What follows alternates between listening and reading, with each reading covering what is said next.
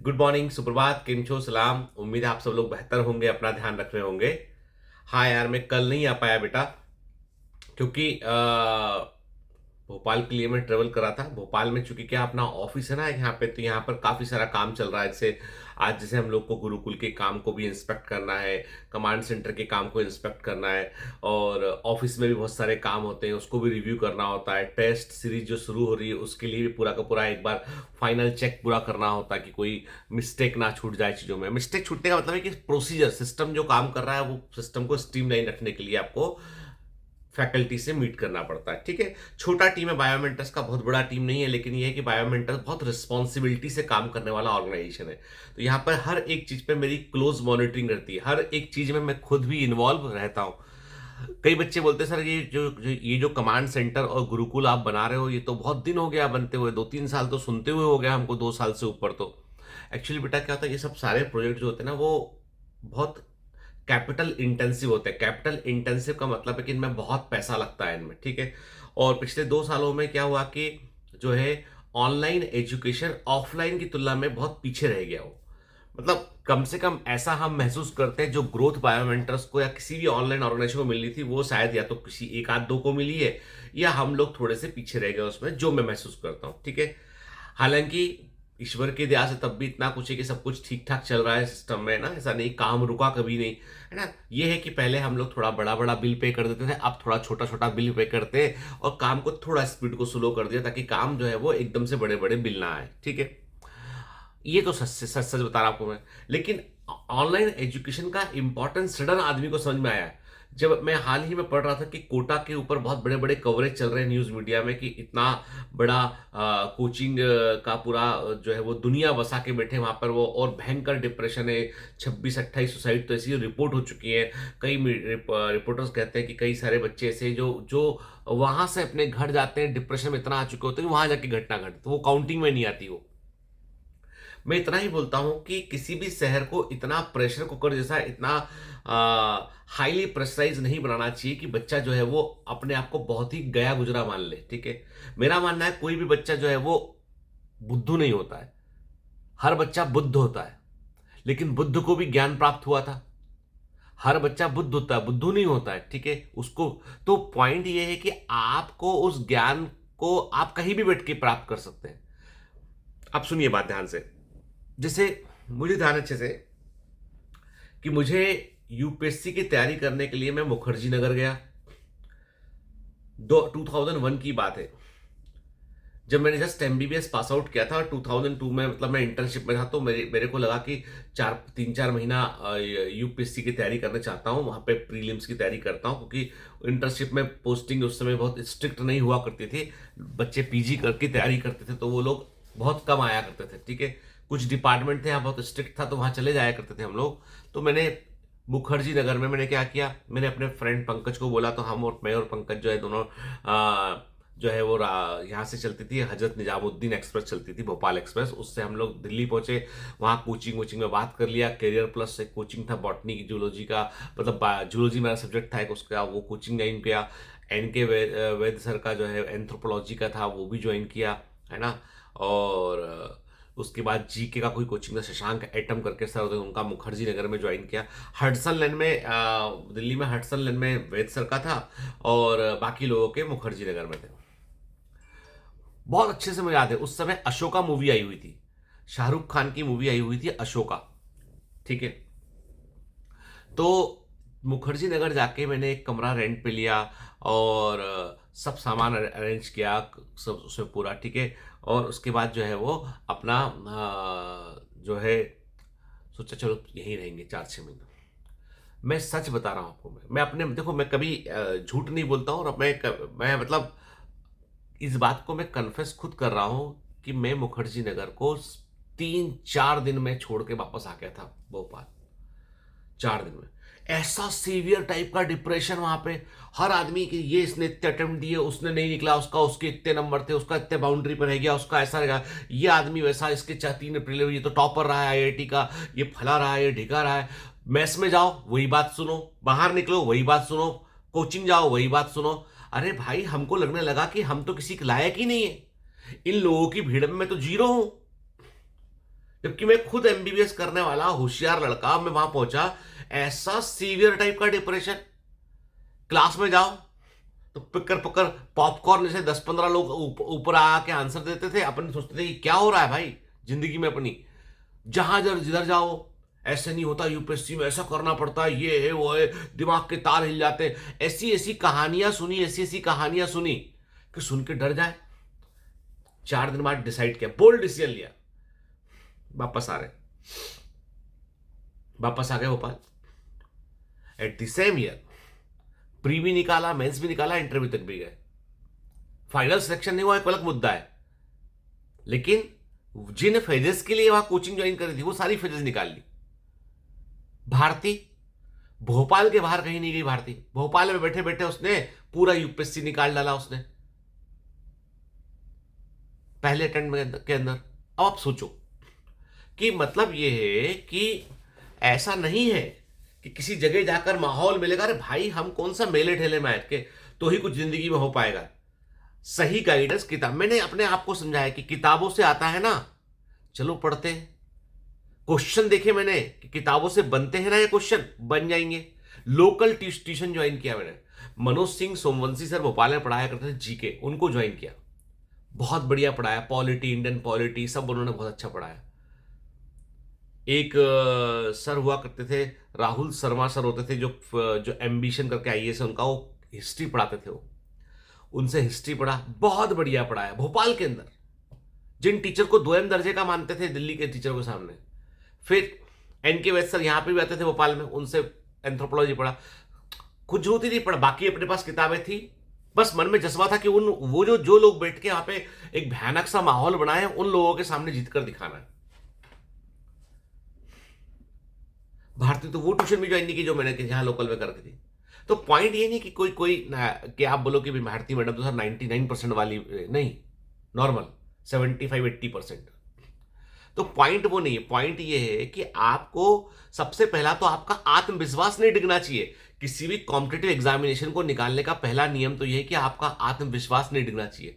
आपका self confidence अंदर से पूरा हिल गया और माहौल चिल्ला रहे हो बाहर, ठीक है, सुनने में, और उस होटल में ये हो गया, उसमें ये हो गया, वो फला पागल हो गया, फला ने सुसाइड कर लिया, ऐसा हो गया। अरे वो डिप्रेसिंग माहौल में कैसे आदमी पढ़ पाएगा?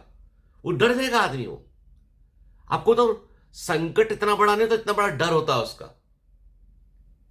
कोई चीज के का सामना आप कर लेना तो फिर बात अलग है, लेकिन उसको वो आ जाएगा, ऐसा होगा। छोटे बच्चे को नहीं डरते कि तुम घर से बाहर नहीं तो बाबा आ जाएगा, बाबा पकड़ लेगा, बाबा उठा ले जाएगा। अब बाबा मतलब बच्चा बेचारा डर जाता है, घर के बाहर नहीं निकलता कि बाबा पकड़ लेगा बाहर जाके। बचपन सुनते आ रहे, ऐसा माहौल बना रखा है। तो मेरा मानना यह है कि चाहे ऑनलाइन पढ़े, चाहे ऑफलाइन पढ़े, चाहे गली के ट्यूशन में पढ़े, अरे भाई सब्जेक्ट तो वही है ना। तुम अपने मोहल्ले में रहने वाले फिजिक्स के एक टीचर हैं जो बहुत अच्छा पढ़ाते हैं, तुम उनसे नहीं पढ़ रहे हो न्यूटन्स लॉ ऑफ मोशन, तुम न्यूटन्स लॉ ऑफ मोशन पढ़ रहे हो कोचिंग में 1.5 लाख रुपए फीस देके, कि तुमको लगता है कि न्यूटन्स का लॉ बदल जाएगा वहां पे। घनघोर मूर्खता है सर, वो माहौल के कारण अलग। अरे माहौल से तुम डिप्रेस होने की संभावना 99%, मोटिवेट होने की संभावना 1%। और जो 1% मोटिवेट होकर काम कर रहे ना, वो दुनिया में कहीं भी रहेंगे, वहां से काम कर जाएंगे। कोचिंग्स के लिए वो 1% टॉपर, 99% बैंकर्स, अकाउंट सिस्टम का हिस्सा है। सपनों को कैसे बेचा जाता है ये जानते हैं ये लोग सब। हम लोग भी पढ़ाते हैं, हम बोलते हैं भाई देखो तुमको हमारा ट्रेनिंग टफ है, आप फॉलो करो उसको, घर बैठ के फॉलो करो, समय का सही उपयोग करो, लेकिन आप अपने आप को कम मत समझो कि आप कम है किसी से। तुम कम किसी से हो ही नहीं हो। यदि कम होते तो तुम मछली बन के पैदा होते, मच्छर बन के पैदा होते। इंसान हो, कम तुम हो ही नहीं सकते हो। जिन चीजों को हम सफलता का पैरामीटर मानते हैं ना, वो चीजें जो है वो हर आदमी के अपने अपने पर्सपेक्टिव है। मैं कल किसी से मिला, फ्लाइट में आ रहे थे, कोई धर्म गुरु थे, वो लोग तमाम लगे हुए थे उनके आगे पीछे, तो मेरे बाजू की सीट पे थे। पूछा मैं क्या करते हो, पता नहीं वाही धर्म के या किसी धर्म के वो थे, हेड रहे होंगे, कुछ रहे होंगे, सेल्फ कंटेंट। उनके लिए सफलता ईश्वर तक पहुंचने का मार्ग है। उनके लिए सफलता जो है वो जगत कल्याण करना है, लोगों के लिए करना, लोगों को प्रवचन देना, वो उनकी सफलता है। उनसे बोलो कि अंबानी से तुम अपने आप को क्या कंपेयर करते हो, तो वो अपने आप को कम नहीं मानते अंबानी से। वो अंबानी की सफलता होगी पैसे की बहुत सारी, अडानी की होगी बहुत सारी, पर वो अपने आप को धर्मगुरु बन के बेहतर मानते हैं। किसी पॉलिटिशियन से मैं लोग बोला था कि मैं तो मेरा तो लोग जानते हैं, मैं जाता हूँ वहां पे लोगों के लिए ऐसा करता हूं मैं, और मेरा इतना पावर है मेरे पास, वैसे खुश है वो। डॉक्टर बोलता है मैंने मरते मरीज को बचाया इसलिए मैं खुश हूं, मैंने ऐसे लोगों का इलाज कर पाता हूं मैं। सफलता के पैरामीटर तो बेटा अलग अलग है ना। किस किस को असफल बोलोगे तुम और किस किस को सफल बोलोगे तुम। कल मैं अपने जिस होटल में रुका हूं मैं, वहां पर कल जो है वो हम लोग कुछ फूड ऑर्डर किए थे, बहुत बढ़िया बनाया, बहुत ही बढ़िया। शेफ को मैंने फोन लगा के बोला कि प्रिपरेशन इज एक्सीलेंट ना, I want to know your recipe. वो बहुत खुश। मुझे सफल वो लगता है कि यार इतना बढ़िया कोई चीज कैसे बना सकता है कोई। तो पॉइंट ये है कि सफलता असफलता जो है ना, बहुत रिस्पेक्टिव वर्ड है वो, है ना। उनको आप एकदम एब्सोल्यूट नहीं कर सकते हो। इसलिए जो भी तरह का तुम, सफलता तुम्हारे बेटा अपने अंदर है। तुम चाहे कोटा जाओ लोटा जाओ कहीं जाओ, तुम कुछ फर्क नहीं पड़ने वाला। मैं आपको बताया नहीं सकती, मेरे मेरे पता नहीं पहले बताया नहीं बताया ना, मेरे घर में एक कुक जो है वो काम करती थी भोपाल में सालों पहले। उसकी बेटी ने पढ़ने में अच्छी है, पिताजी ने उसके जो है वो कर्जा लेके उसको भेजा कोटा। 1-1.5 लाख का कर्जा लिया। कोचिंग की फीस जो है वो एक एक कोचिंग कोटा के अंदर खुला था। उसने बहुत कम कम फीसें शुरू में बच्चों को अंदर लिया, तो उसने उसका नाम सुन रखा था, वहां पहुंच गई। 25,000 रुपये 30,000 रुपये, लेकिन रहने का खर्चा 1.5 लाख रुपए कोटा में, कमरे में शेयर खाना पीना सब करके। 6 महीने और माहौल एक डिफरेंट। 6 महीने बाद वो लौट के वापस आ गई। और यहाँ आके फिर उसने हम लोगों से संपर्क किया कि हमारी मदद कर दो, यहाँ लाइब्रेरी ज्वाइन करने में मदद कर दो, हमारे पास ये दिक्कत हो गया वो दिक्कत हो गया। पिताजी और जमीन थी छोटी सी, वो भी कर्जे पर गिरवी रख दी उन्होंने। तो वो उसको दुख इस बात का था नहीं था कि मेरा होगा आईआईटी में नहीं होगा, उसको दुख इस बात का था कि मेरे पिताजी के पास वो जमीन का टुकड़ा ही था, वही जब गिरवी रख दिया है, वो किसी और के काम आता। अब संकट के लिए कुछ है ही नहीं। पिताजी नौकरी कर रहे हैं, एक्स्ट्रा टाइम काम कर रहे हैं, दिन भर नौकरी करते हैं, शाम को वो कहीं कहीं और जाके भी काम करते ताकि वो कर्जा चुका सके वो। उस बात का बहुत भारी कष्ट। फिर हम लोगों ने उसकी जो है वो एक फाइनेंशियल हेल्प करने के लिए हमने अपने एनजीओ के थ्रू एक ऑर्गेनाइजेशन से बात किया, वो हेल्प किया, तो वो पैसा उसके अकाउंट में गया, वहां से उसके पिताजी ने अपना कर्जा चुकाया, ऐसे करके वो ठीक किया उस चीज को। क्योंकि वो क्लोज थे, 4-5 साल छोटे बच्चे थे हमारे, तो वो बहुत ध्यान रखा उसने। तो मुद्दा ये है कि क्या है कि हम ट्रैप में फंस रहे हैं। वो जो 1.5 लाख रुपए लेके वो गई वहां पे, वो किसको देके आ गई, एक बहुत बड़े आदमी को, बहुत अमीर को, नाम हो रहा है, हल्ला हो रहा है बहुत उनका, सब कुछ वहां देके आ गए पैसे, ठीक है। उनका सेंटर में बहुत हल्ला हो गया। लेकिन तुम्हारे घर में क्या होगा, तुम्हारे घर में तो जो है वो मातम छा गया भाई। नहीं निकलने पे डर इस बात का कि 1.5 लाख रुपए भी खर्च हो गए, कर्जा भी अगर नहीं निकले तो अब क्या करें। तो एक ही रास्ता बचता है, मर जाओ भाई या भाग जाओ घर छोड़ के। तो ये तो कोई कोई बात नहीं है ना। मैं कहता हूं वही एनसीईआरटी की किताबें हैं, वही कोर्स है, वही एमसी। तुम कुछ भी नहीं पढ़ोगे, किसी मुझसे भी नहीं पढ़ोगे, कहीं भी नहीं पढ़ोगे, तो भी तुम पढ़ोगे तो निकल जाओगे। ऐसा नहीं कि कोई रॉकेट साइंस है चीज कि नहीं किया तो सब। हम क्यों उसको इतना बांध लिए, सरकार को बोलना पड़ रहा है ऐसा करो वैसा। अरे भाई ये कोई खींच के तो ले नहीं गया ना, हम सिर्फ सुन सुन के भेड़ चाल चल रहे हैं। तो मैं किसी क्लासेस के खिलाफ नहीं हूं, मैं इस माहौल के खिलाफ, इस व्यवस्था के खिलाफ हूं जिसमें कि school is a big failure. School की शिक्षा को सुधार दो, मैं कहता हूं मेरे जैसे लोगों की बिल्कुल जरूरत ही नहीं पड़ेगी। Why school is not doing their work. क्यों इतना बड़ा माफिया बन गया कोचिंग। माफिया वर्ड ठीक नहीं है इसके लिए, पर इतना बड़ा क्यों इंडस्ट्री बन गया है। क्योंकि प्रॉब्लम यह है ना कि स्कूल अपने काम ठीक से नहीं कर रहे। आप बच्चे को छठी 6, 7, 8, 9 में आप अच्छे से पढ़ाइए ना उसको, टीचर्स को ट्रेन कीजिए। क्यों नहीं पढ़ेगा, आप स्कूल में काम निपटाते हैं फीस लेने के लिए, प्रॉब्लम वहीं आती है। फंडामेंटल जीरो, बेसिक्स कुछ आते नहीं है, कैसे काम चलेगा। इतना बोर पढ़ाते हैं कि बच्चा सो जाता है क्लास के अंदर, उसको बड़ा बोर लगता है। तो वो सब चीजें। तो मेरा मानना है कि कोई भी चीज जो है वो सफलता सिर्फ व्यक्ति के अंदर होती है। और एक बड़ी अच्छी बात बताऊं मैं आपको कि एक बात याद रखना, हर जनरेशन में एक आदमी ऐसा होता है। जितने भी अमीर लोगों की तुम कहानी सुनोगे, अमीर बड़े सफल लोग, अमीर होते हैं, बड़े भी होते हैं, सफल भी होते हैं, तीनों क्राइटेरिया अलग अलग होता है। पॉलिटिशियन बड़ा हो सकता है, भैया हो सकता है अमीर ना हो, ना पैसा कमाया हो तो ईमानदारी से काम कर रहा हो। सफल आदमी धर्मगुरु भी हो सकता है, पैसा नहीं चाहिए। जैन मुनि देखो आप, कुछ भी नहीं उनके पास, बस खुश उसी में। तो जितने बड़े लोग हैं उनसे आप पूछोगे ना उनकी कहानी, वे बहुत ही हम्बल बैकग्राउंड से रहे, एक दो जनरेशन पहले की। अब आकाश अंबानी की बात करोगे तो भाई वो उनके दादाजी धीरू भाई अंबानी थे, लेकिन उसके पहले क्या था? कुछ भी नहीं था। तो हर सफल आदमी जो है उसकी वो अपनी पीढ़ी का एक प्रणेता होता है। उसकी परिवार में कोई ऐसा होता है, एक ऐसा होता है जो पूरी जनरेशन को बदल देता है। और वो एक कोई भी हो सकता है, वो एक आप भी हो सकते हो। आप एफर्ट करोगे तो आप क्यों नहीं हो सकते? आप भी हो सकते हो। डॉक्टर रमाकांत पांड्या जो एशियन हार्ट हॉस्पिटल के हेड है, इतना बड़ा इंडिया का, एशिया का नंबर 1 हार्ट हॉस्पिटल है मुंबई के अंदर, एशियन हार्ट डॉक्टर ने बनाया, बीच मुंबई में, बीच प्राइम एरिया में, इतना बड़ा अस्पताल बीकेसी में। ड्रीम्स तो रेसिप्रोकेट, आपके सपने कितने बड़े हैं, सफलता उसके अकॉर्डिंग रेसिप्रोकेट करती है। तो इसलिए कभी घबराओ मत, हमेशा अपने ऊपर यकीन रखो कि हम कर सकते हैं, बेहतर कर सकते हैं। ठीक है? और ये डिप्रेशन किस बात से आपको होना चाहिए, मैं आपको दिखाता हूं किस बात से डिप्रेशन आपको होना चाहिए। मेरे पीछे आप शायद देख पा रहे होंगे, आपको झील दिख रहा है,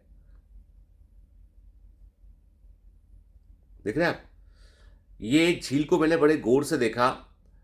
और पता है आपको इसमें क्या है? इसमें इसमें हुआ ये, इसमें इसमें जो है, इस झील के अंदर जो है पूरा हरा हो चुका है, पूरा ग्रीन हो चुका है। और